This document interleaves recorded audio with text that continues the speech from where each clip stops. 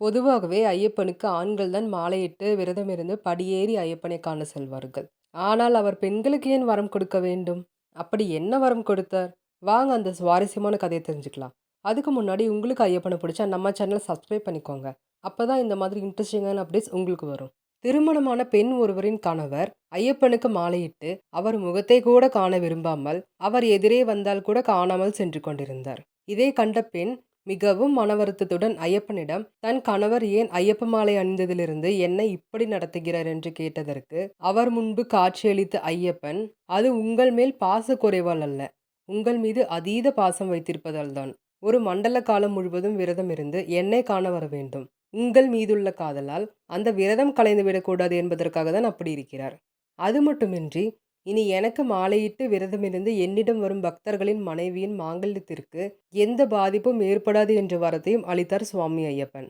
அவர் என்னை தரிசித்து திரும்ப உங்களிடம் வரும்போது உங்கள் கணவர் எப்பொழுதும் போலவே உங்களிடம் காதலோடும் அன்பாகவும் நடந்து கொள்வார் என்று கூறினார். இந்த கதை உங்களுக்கு பிடித்திருந்தால் ஒரு லைக் பண்ணிட்டு சுவாமியே சரணமையப்பா அப்படின்னு கமெண்ட் பண்ணுங்க. நன்றி.